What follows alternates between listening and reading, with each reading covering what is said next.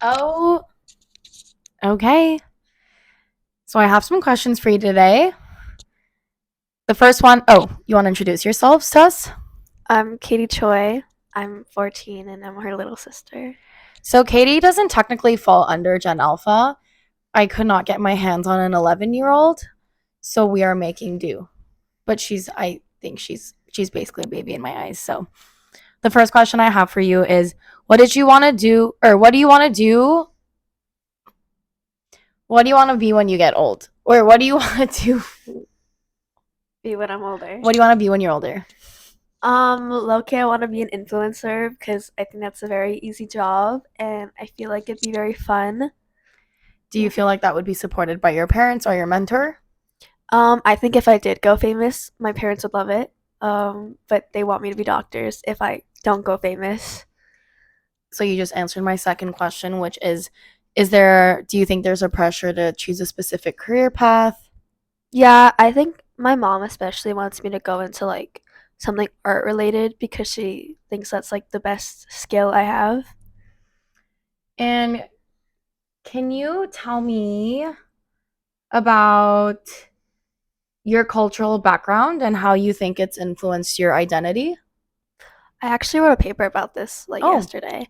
amazing. I'm a Korean American, and I think how this affected my identity is that I grew up in a very Korean household. So I grew up learning Korean, so it should be my first language. But being like living in America and California, I had to learn English and adapt to my very white friends and surroundings. So obviously, I've kind of lost touch with that like Asian heritage part of myself, but I think like it's kind of sad sometimes, but I don't know. Like this is very become like I'm a very white person or very white Asian, like like, You're that not sounds bad. white. That sounds bad. Please. No, like I'm very like I'm not Asian enough to be like a full You're Korean. just you are more in tune with your American Yeah, heritage. Okay. Um how do you see your cultural identity shaping your career aspirations and your goals? I think I have more of like an up on others because like I grew up with like such a like not like harder environment, I guess. Like it's more pressure and like other people usually don't experience what I've experienced like with such a different like parent and their like how they grew up and stuff. So I think it gives me like another like perspective to add to like a workforce, you When know? you say different kind of pressure, can you elaborate? Like what makes your pressure different from another person's pressure? I think because our parents didn't grow up here in America that they don't realize that opportunities aren't as hard to come by as they think it is. So like if I'm not like the most skilled in like math, let's say like my like especially my mom, she just thinks that I'm not gonna get a good job, like, like very hard set on like the academic side. Mhm. Um so how do you navigate the intersection of your various identities? So you identifying with your Korean heritage and then also being American. Um how do you kind of deal with navigating that at school or in your work in your day-to-day life? I think obviously it's like kind of hard sometimes because like being so young, like kids are still immature, like I'm immature, so like you face not only like the criticism or like the jokes that come with this like part of you, but like especially lately because of my new like ethnic studies class, I have a new appreciation for like the culture part of me because I get to experience a lot of things that a lot of people don't, like high cultural foods and like how my parents have different like stories that I learn about and how I have a whole nother like country where like I do belong. Like Korea is like a very like special place to us. Like our family lives there. So I think I'm very lucky to experience this like part of me, and while it has its issues and like difficulties sometimes, I'm happy to like make like go with the racist jokes if it means that I get to experience like life as a Korean. You shouldn't go with the racist jokes, but do you feel like your not even struggles, but do you feel like your the way you feel about this, how you feel and your the way you identify, do you think that's something that a lot of other Korean American kids go through? I think definitely. It also just depends on like how many Korean friends you especially have, because in my Korean class, there's a lot more kids that obviously know better Korean than I do and have more of like that kind of like mannerism. Roots to occur, like Yeah. their hair. Yeah. So I think it just depends on who you surround yourself with, especially. Yeah.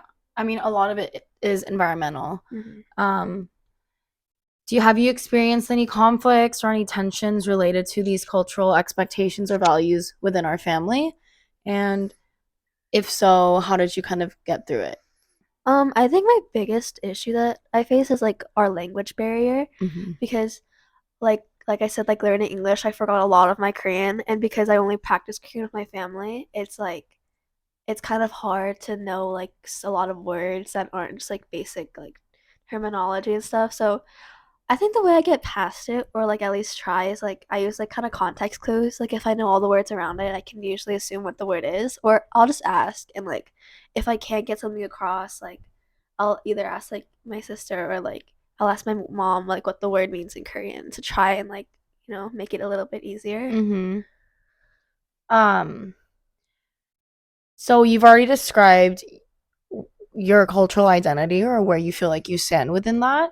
How do you think that differs from every like people in our family? So for example, do you think your cultural identity is different from mine?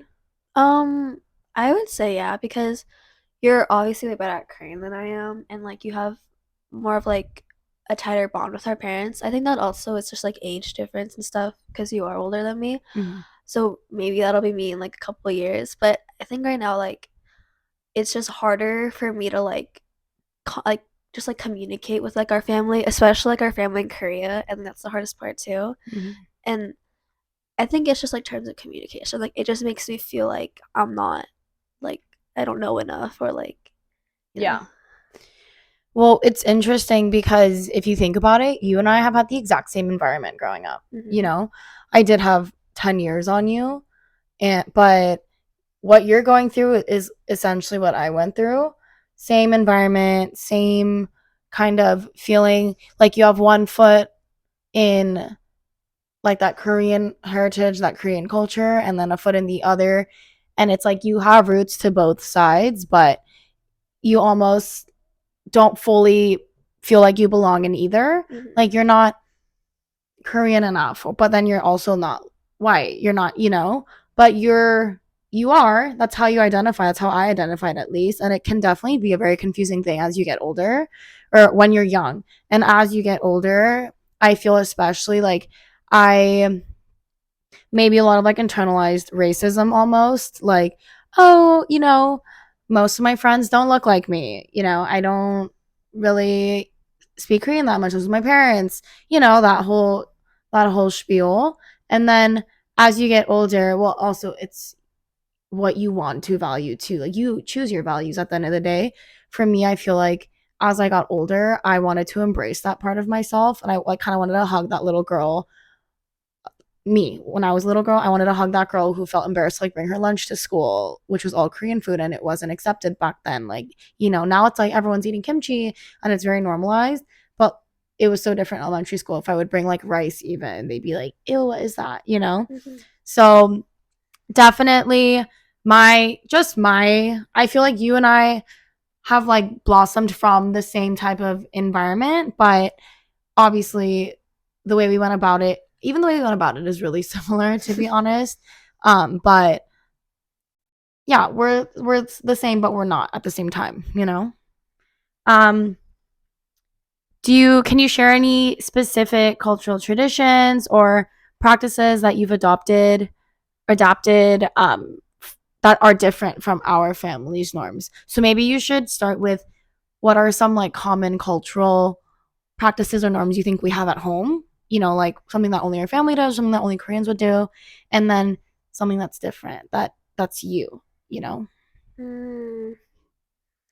I This is like the same question I answered in my paper, and I forgot how I answered it. I said like How maybe because that's like a really big question. I feel like there's so many parts just to that one question. Let's split it up to make it easier to answer. mhm. How about do you think our family in particular has any cultural practices or norms that we do as a family? Well, we don't really do this as much anymore, but we used to do like on like Lunar New Year, we'd wear our Those hanboks hip and hop yeah. yeah. But I think as we get older, like our handbooks don't fit anymore, so it's like hard to do that now. I But mean, we can buy new handbooks. um, I think that's that's the biggest like tradition that I can think of. I think it's also really interesting because growing up, there were such specific cultural things we did, and this was before you were even born, you know? Like, for example, for Koreans, it's very traditional, like on your birthday, the morning of your birthday, to have seaweed soup, myeokguk. Do you remember Yeah. that? So my mom would be up in the morning, I would want pancakes or whatever, and she'd be making me seaweed soup, and you have to. It's like a good luck thing. It's a cultural thing. Um, then it's Korean New Year's. There were a lot of cultural things I feel like that we used to as a family really partake in, and it was just what our day to day looked like. And I don't know if it's like the same way we feel we have like we're Korean Americans. Our parents are immigrants, so it's different, and it was hard, at least for me, to see eye to eye with them growing up, because you they're not fully ever gonna really understand. It's different. It's different here. It's different there. But now, 23 years later, God, I'm old. Um, it's almost like, as much as I've been like, I am making moves to embrace my Korean heritage, and I'm really proud of it. And to the day I die, like, I want to die a Korean. Um, it's interesting to see. Don't you think 엄마 and Appa have been westernized? Yeah, that's what I was thinking. Like, I want to say over the last like 5 to however many years, we haven't done like much. We did, I think the most was like what you were saying, Korean New Year, but we haven't done the myeokguk. We haven't done, you know? So I don't know if it's them assimilating into American culture, Yeah. question mark. But yeah, I like that's what I've noticed. Um, so that, I guess, knocks out our family's dynamic. Um, so things you do differently, or maybe things that you think you're going to do differently. Like, even when you're around my age, 10 years down the road, do you think you're going to practice any Korean cultural practices at your home? Do you want to teach your kids Korean eventually? Are you going to make that a priority, basically? I think I would love for my kids to know Korean just because like I think it is a two-way street like having a kid in America and obviously her learning and talking more English than she does Korean, but at the same time I can't expect my parents to learn like a whole new language like word for word and like at their age of like 54. So I think I would want my kids to be able to like talk to my parents without like struggling or like having me or like you to translate because I think especially me right now, like with the little Korean that I can speak, it is kind of sad. Like when you can't have like a full conversation with your parents without it getting like lost in like translation along the way. So do you feel like, because of that, there's a disconnect with your ties to Korean culture? Yeah, I think because I like can't even communicate that well with my parents sometimes, like it's hard for me to like fully appreciate like how big certain things are. Mm-hmm. Um, because now that we're on the topic of, especially with us, because we come from immigrant parents, and then it's our own journey of finding our identities while navigating, Yeah. who we are, where we belong. Um, have you noticed within your friends or around people around you or kids around you, their attitudes and like generational shifts between like preserving their cultural heritage, or do you think most of the kids your age rather just embrace assimilating? Do you know what assimilating means? Assimilating is like kind of just going with the flow, kind of just settling, Hmm. like adapting basically. And so, like, let's say you're like Oma, you just came from Korea. If she assimilated into American culture, it means she's just kind of doing things the American way, instead of like just being, maybe keeping her cultural ties or her identity as a Korean from Korea. So assimilating is kind of just you're identifying with this rather than this. So like, do my friends like assimilate and stuff? Do you think your friends have preserved their, because I'm sure, it's such a diverse school we went to, we had races everywhere. Hmm. um and I'm sure, not, maybe not everybody has immigrant parents, but I'm sure there are, or even if you don't have immigrant parents, I'm sure there are many who keep their cultural life throughout the generations. So what's kind of a pattern that you feel like you've noticed? Do you think your friends are in tune with that, or more just assimilating? I think they've all kind of assimilated. I was talking to this kid in my math class about this today because he's next to me in math. He's also Korean, and I was asking him, I was like, so like, can you speak any Korean? He's like, no, I can't. And I was like, none. And he was like, no. And I just thought that's kind of sad. Like, at least I know enough to like talk to my Understand. parents, and yeah, like we don't have to fully like split the conversation into English just because I can't, you know.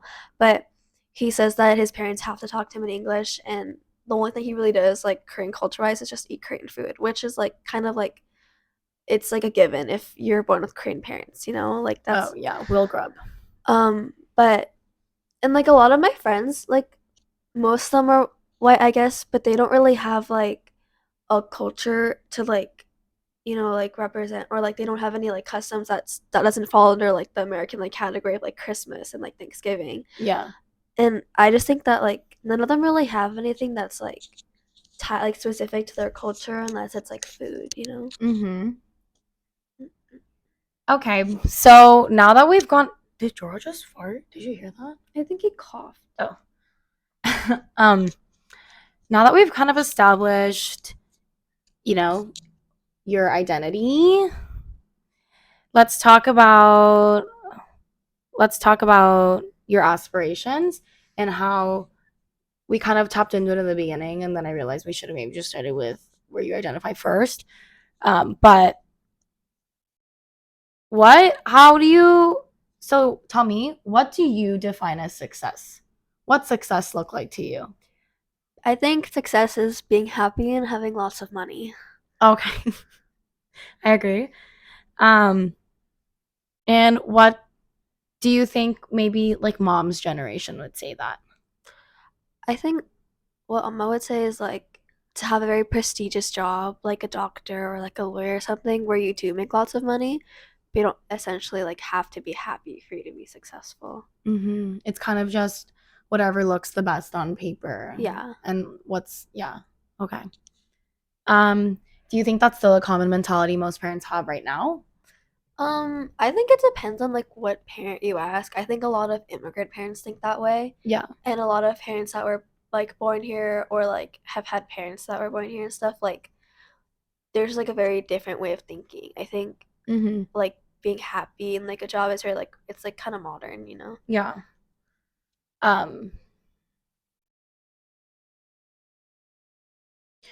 why do you think immigrant parents have that mentality?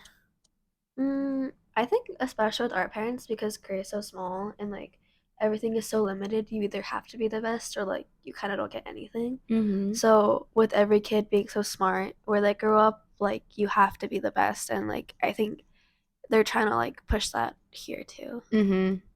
At the end of the day, so you understand that it kind of just stems from them wanting us to be good, Yeah. like successful in the way where they just want us to be okay, be all right, have a life, whatever success looks like to you, Mm. money and being happy, so that we can have it if we wanted to. Yeah. And usually the way, at least the way back home for them, the way to obtain these jobs is to go that route, because education is so heavily emphasized in a country like Korea. It's kind of, whereas in the US, it's kind of like we have that saying, no, the American dream, and necessarily you don't need a degree, or necessarily you don't necessarily need a doctorate or this, really prestigious job position Mhm. to be successful here. There's a lot more leisure in here in that sense. But when you come from a country where the only way to succeed is through education, you'll heavily prioritize that. So, you know, Mhm. why they do what they do and why they say what they do. Um, so knowing how our parents are, their kind of goals and aspirations for you, knowing yourself, knowing, you know, what you have to offer and knowing how you identify as a Korean American, what do you think is the best job suited for you? Or that and my follow-up question will be, what do most kids your age want to be nowadays?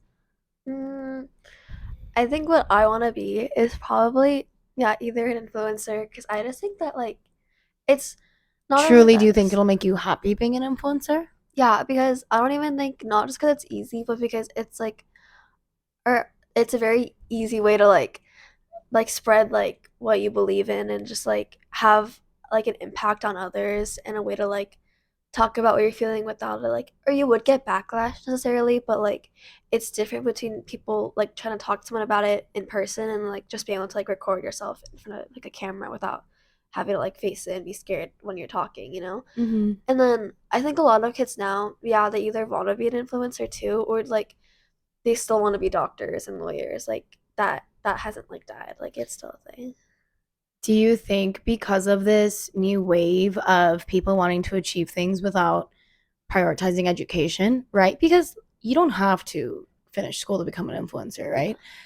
Do you think when you, if that's your aspiration, as many others your age, like being an influencer, being some type of, being big on some any type of social media platform, Mhm. do you think that kind of de-incentivizes your will to do well at school? Because Mm, at the back of your mind you're like, well, I don't really need to do well in school because that's not really the path I want to go down. You know, do you think it's, there are also studies showing that the younger generations are not doing well in school, and I don't know if it's because everybody was an iPad kid or whatever the hell it was, but do you think that has some sort of play as to like how you do in school? Like, do you think that changes your motivation to finish school, how well you do in school? mm, I think it's not that like I think or it's like I'm just gonna say me because I don't know what everyone else is thinking, Yeah. but for me specifically, it's not that I don't think that school's important, but now I just like I don't put as much pressure on myself if like I get a bad grade. It's not the end of the world because like there's still things I can do and like achieve without like graduating with like a 4.5 like GPA. Like that's not like what I'm trying to achieve. What I'm trying to get is like the best I can do, you know, without like it becoming like too much of a burden on like mental health or just like for me to like feel like I have nothing else going for me except my like grades, you know. And then I think I do want to go to like I want to go to a 4 year. Like I'm not necessarily like shooting for an Ivy because Ivies are really hard to get into, and I feel like if you don't start off with such a like a super high grade and like a very like strong like will to like go into an Ivy, like you're already like you falling behind. Like there's no chance now. But that's the thing. It's, I feel like, yes, Ivies are like notorious for no, like everyone knows it's an arm and a leg to get into an Ivy. Even then, you might not be able to, you know. But also, colleges aren't super easy to get into either. You know, like you still have to put some type of effort there, and it's not gonna, college isn't one of those things where you can just be like, I'll do the bare minimum and then I'll like let it figure it out. You know what I mean? Like, yes, to the best you can. I love that mindset that you have, but also, you know, you got to put in a little bit more Mm-hmm. to be where you want to be. As, that goes with everything. Like, just because you want to be an influencer doesn't mean you're going to become one overnight. You have to do something about it, you know? Same logic to everything. You have to do a little bit more than somebody else will to make you stand out, you know? Um,